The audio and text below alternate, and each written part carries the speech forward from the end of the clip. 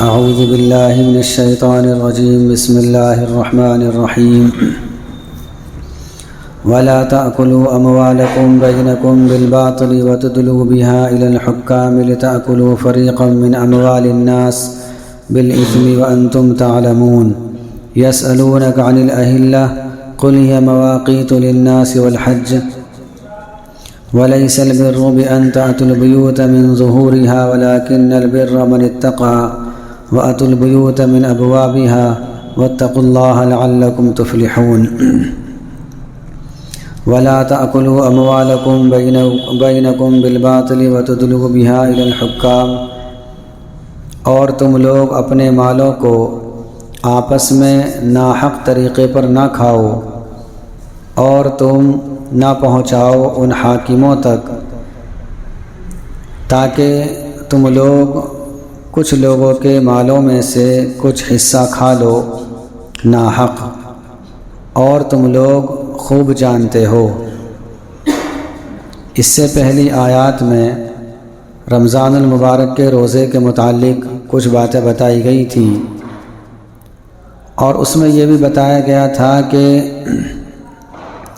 رمضان کا روزہ یہ تقوی حاصل کرنے کے لیے ہے، اس کا مقصد تقوی ہے، اور اسی کے ضمن میں یہ بات آتی ہے کہ آدمی کو تقوی اسی وقت حاصل ہو سکتا ہے جب کہ وہ حرام چیزوں سے بچے اور برائیوں سے اپنے آپ کو دور رکھے۔ اس آیت کے اندر یہی بات بیان کی گئی ہے کہ اے ایمان والو، تم لوگ ناحق طور پر مالوں کو مت کھاؤ، ایک دوسرے کے مال کو غلط طریقے سے مت کھاؤ۔ یہاں صرف کھانے کا تذکرہ ہے، لیکن یہ عرف عام میں کھانا بولا جاتا ہے، باقی مراد استعمال ہے، یعنی بھی ناجائز طریقے سے کوئی چیز استعمال نہ کی جائے، چاہے وہ کھانے کے قبیل سے ہو، چاہے وہ پہننے کے قبیل سے ہو، یعنی ہر چیز میں آدمی کو ان چیزوں سے بچنا چاہیے کہ کہیں ایسا تو نہیں کہ میں دوسرے کی اجازت کے بغیر اس کی چیز استعمال کر رہا ہوں، دوسرے نے ہمارے پاس کوئی چیز رکھنے کو دے دی اور ہم نے اس کی اجازت کے بغیر اس کو استعمال کر لیا، یہ بھی غلط ہے۔ وَتُدْلُوا بِهَا إِلَى الْحُكَّامِ اور ان کو حکام تک مت لے جاؤ۔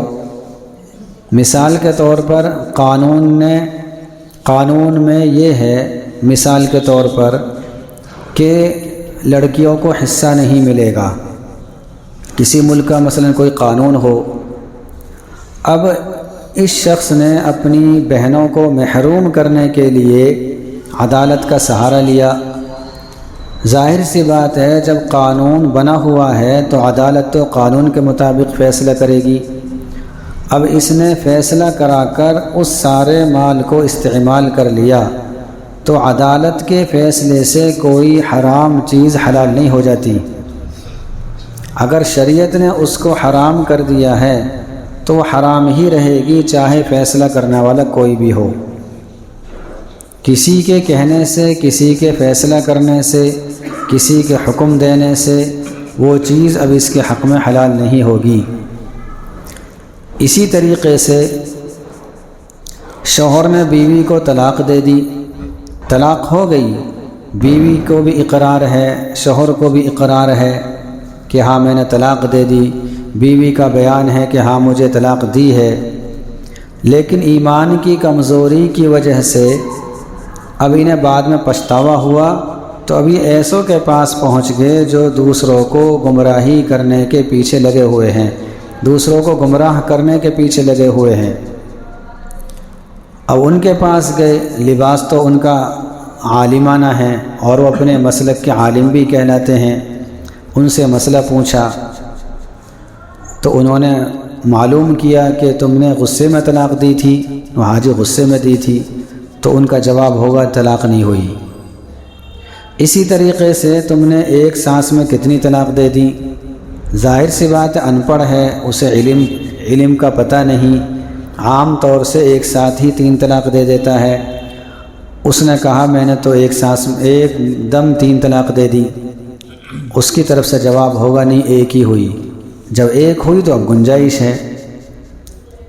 جب معلوم ہے کہ 3 دی ہیں، شوہر کو بھی معلوم ہے، شوہر بھی اقرار کر رہا ہے، بیوی کو بھی اقرار ہے، تو اب کسی کے فیصلہ کرنے کی ضرورت نہیں۔ اگر کسی نے کہہ دیا کہ ایک ہوئی یا کسی نے کہہ دیا نہیں ہوئی، تب ان کے کہنے سے شریعت کا حکم نہیں بدلے گا۔ اللہ کے نبی صلی اللہ علیہ وسلم کا ارشاد ہے، اللہ کے نبی نے فرمایا، جس کا مفہوم یہ ہے کہ تم لوگ بعض مرتبہ میرے پاس کوئی کیس لاتے ہو، کوئی مقدمہ لاتے ہو، اور میں ظاہری حالات کو دیکھ کر کسی کے حق میں فیصلہ کر دوں، لیکن حقیقت میں وہ فیصلے کا مستحق کوئی دوسرا ہو، تو اب میرے فیصلہ کر دینے سے وہ چیز اس کے لیے حلال نہیں ہوگی جس کے لیے میں نے فیصلہ کیا ہے۔ جب نبی کے فیصلہ کر دینے سے وہ چیز حلال نہیں ہو رہی ہے، تو آج کل اگر کسی سے ہم فیصلہ کرا لیں تو وہ چیز حلال نہیں ہوگی، وہ حرام ہی رہے گی۔ ایسا واقعہ ہوا، اللہ کے نبی صلی اللہ علیہ وسلم کے پاس مقدمہ آیا، اور آپ نے ظاہری حال کو دیکھ کر جو اس کے اصول ہیں، پہلا اصول تو یہ ہے کہ جو دعویٰ کرتا ہے اس سے دلیل مانگی جاتی ہے۔ اگر وہ دعوے پر دلیل نہ دے سکے، مثال کے طور پر دعویٰ کیا کہ یہ سامان میرا ہے، کوئی سامان کی طرف اشارہ کیا، اس نے کہا یہ میرا ہے، دوسرا کہہ رہا ہے نہیں میرا ہے، اب ایک نے دعویٰ کیا، تو اب جو جج ہے، جو قاضی ہے، جس کے پاس کیس جا رہا ہے، وہ یہ کہے گا تیری دلیل کیا ہے؟ اس کے پاس دلیل تو ہے نہیں، گواہ نہیں ہے اس کے پاس، تو اب دوسرے سے کہا جائے گا کہ تو قسم کھا۔ اگر وہ اللہ کی قسم کھا لیتا ہے تو جو قاضی ہے وہ شرعی عدالت کے تحت وہ اس کے حق میں فیصلہ کر سکتا ہے، وہ گنہگار نہیں ہوگا فیصلہ کرنے والا۔ لیکن چونکہ ان دونوں میں سے ہر ایک کو معلوم ہے کہ مال کس کا ہے، جس کے حق میں فیصلہ ہوا ہے اگر اس کا مال نہیں ہے تو فیصلہ کر دینے سے اس کے لیے حلال نہیں ہوگا۔ اللہ کے یہاں اس کی پکڑ ہوگی، اس کی باز پرس ہوگی، چونکہ اللہ کو تو معلوم ہے، قاضی کو معلوم نہیں، جج کو معلوم نہیں، یہ معلوم ہے جس کے بارے میں فیصلہ ہوا ہے۔ اسی طریقے سے ان کے مالوں کو حکام کے پاس مت لے جاؤ، اس کا مطلب یہی ہے کہ کوئی چیز کسی چیز پر قبضہ کرنے کے لیے عدالت سے اپنے حق میں فیصلہ کرا لیا جائے، اور آج تو یہ شکل بہت آسان ہے، لے دے کر سارے کام ہو جاتے ہیں، بیچارہ جس کا مال ہے وہ پس جاتا ہے، اور جو تھوڑا سا دبنگ ہے یا جس کی وہاں چلتی ہے وہ لے دے کر اپنے حق میں فیصلہ کرا لیتا ہے، اور وہ سمجھتا ہے میرے لیے جائز ہو گیا، اللہ کے یہاں اس کے لیے جائز نہیں ہوا۔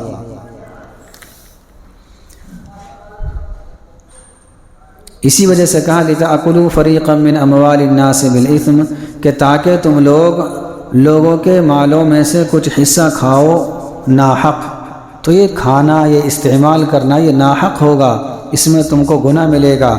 وَأَنْتُمْ تَعْلَمُونَ، جبکہ تم لوگوں کو معلوم بھی ہو، معلوم ہے، یقین ہے کہ یہ مال میرا نہیں ہے، پھر اس کو اپنی طرف کر لینا، بہنوں کو محروم کر دینا، بہنوں کو محروم کرنے کے لیے باضابطہ عدالت کا سہارا لینا۔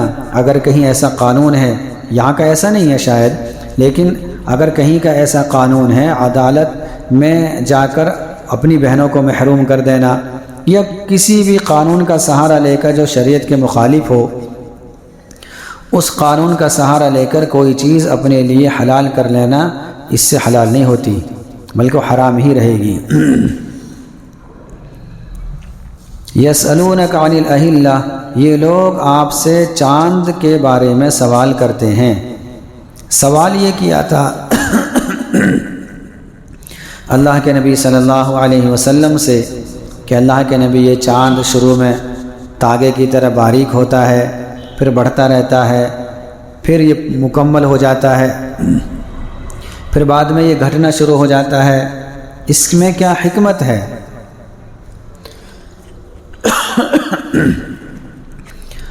تو اللہ کے نبی صلی اللہ علیہ وسلم پر یہ آیت نازل ہوئی اور فرمایا قل ہی مواقیت للناس والحج، آپ ان سے یہ کہہ دیجئے کہ یہ لوگوں کے لیے اوقات کے پہچاننے کا ذریعہ ہے اور یہ حج کے پہچاننے کا ذریعہ ہے، یعنی عبادات کے پہچاننے کا ذریعہ ہے۔ یہ چاند جو ہے جو گھٹتا بڑھتا ہے، اس سے اوقات کا پتہ چلتا ہے، اس سے عبادات جو کسی تاریخ کے ساتھ خاص ہے، کسی مہینے سے اس کا تعلق ہے، چاند ہی سے پتہ چلے گا، کسی اور ذریعے سے پتہ نہیں چل سکتا۔ اور شرعی عبادتیں جتنی ہیں، شریعت میں جتنی عبادتیں ہیں، ان سب کا مدار چاند پر ہے۔ ہمارے رمضان کے روزے، رمضان آئے گا چاند سے، جائے گا چاند سے۔ اسی طریقے سے رمضان کے جانے کے بعد جو عید الفطر ہم مناتے ہیں وہ چاند دیکھ کر مناتے ہیں، تاریخ سے نہیں مناتے، چاند دیکھ کر مناتے ہیں۔ اسی طریقے سے عید الاضحیٰ ہے، چاند دیکھنے کے 10ویں دن عید الاضحیٰ ہے۔ اسی طریقے سے حج کے ایام ہیں، ان سب عبادات کا مدار چاند پر ہے۔ اس لیے علماء نے لکھا ہے کہ چاند کی تاریخ کی حفاظت کرنا یہ فرض کفایہ ہے، یعنی اگر سارے ہی امت کے تمام افراد چاند کی تاریخوں کی حفاظت کرنا چھوڑ دیں تو سارے کے سارے گنہگار ہوں گے۔ جیسے جنازے کی نماز یہ فرض کفایہ ہے، کچھ لوگوں نے اگر نماز جنازہ پڑھ لی تو بقیہ لوگ بھی بری ہو جائیں گے، لیکن اگر کوئی بھی نہ پڑھے تو سب کو گناہ ملے گا۔ اسی طریقے سے اگر چاند کی تاریخ کی حفاظت کچھ ایمان والے کرتے رہے، اور حفاظت کیسے ہوگی؟ اپنے معمولات ہوں یا اپنے معاملات ہوں یا لین دین کا کوئی معاملہ ہو، ان کو چاند کی تاریخ سے محفوظ کرنا، لکھنا، رجسٹر بنانا، رجسٹر بنانے کے ساتھ اگر مدرسے میں ہے، مکتب میں ہے، کہیں بھی ہے تو چاند کی تاریخ سے اس کا نظام چلانا، اس سے تاریخ کا پتہ چلے گا۔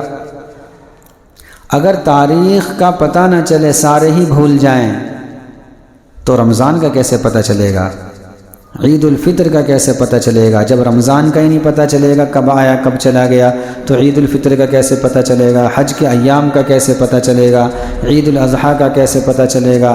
کچھ پتہ نہیں چلے گا، سارے نظام درہم برہم ہو جائے گا۔ اس لیے فرمایا کہ یہ عبادات کے پہچاننے کا ذریعہ ہے۔ وَلَيْسَ الْبِرُّ بِأَن تَأْتُوا الْبُيُوتَ مِن ظُهُورِهَا، اور نیکی یہ نہیں کہ تم لوگ اپنے گھروں میں آؤ پشت کی جانب سے، بلکہ نیکی یہ ہے کہ نیکی جو کوئی اللہ سے ڈرے۔ وَأْتُوا الْبُيُوتَ مِنْ أَبْوَابِهَا، اور تم لوگ اپنے گھروں میں دروازوں سے آؤ۔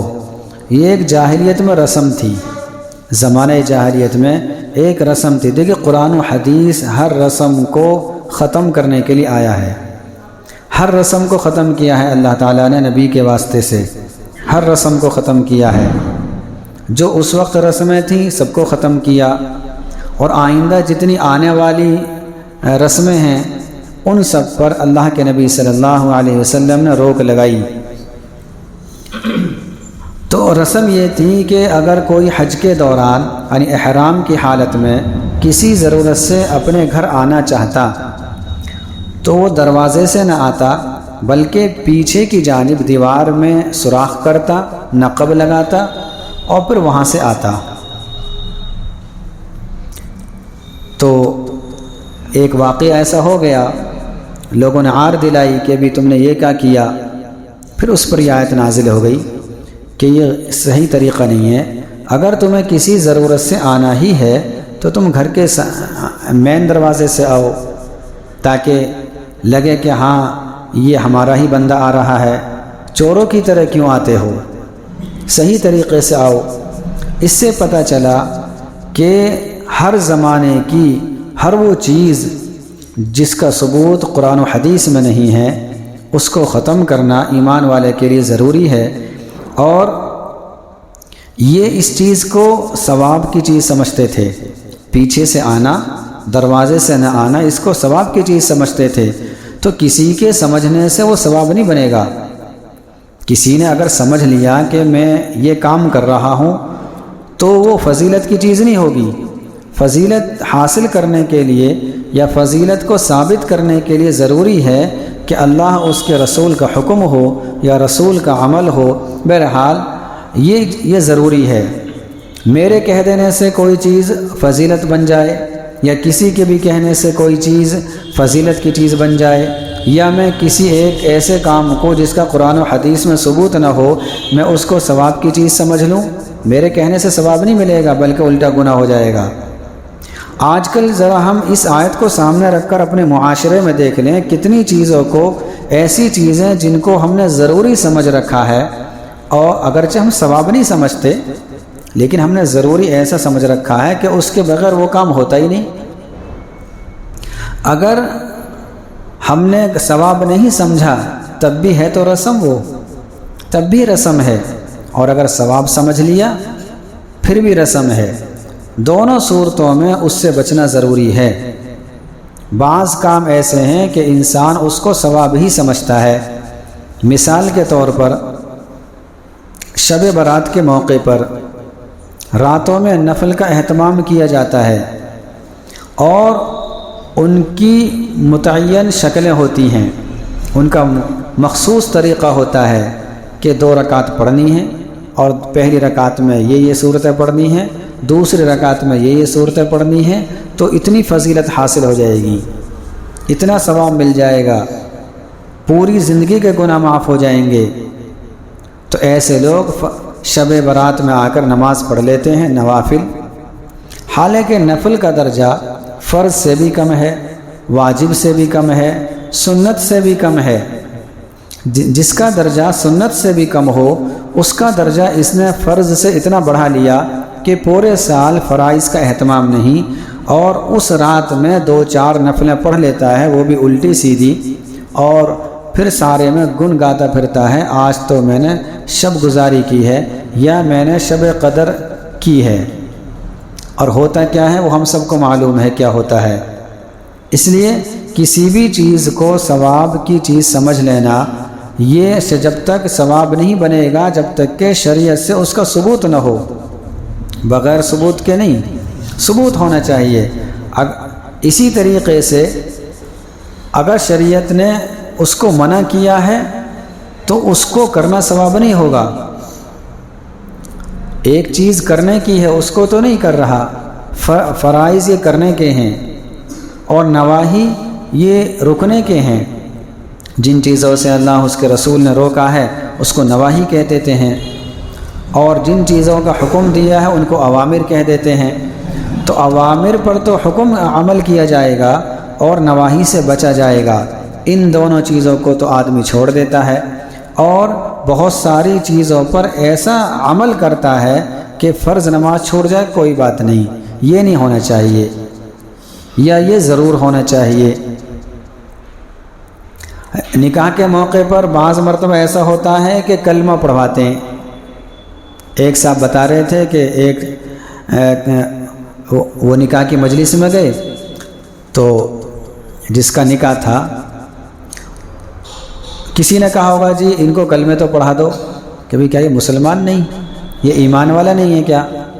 اور واقعتاً جب اس سے سنا تو اس کو کلمہ یاد نہیں تھا۔ ہم کہاں ہیں؟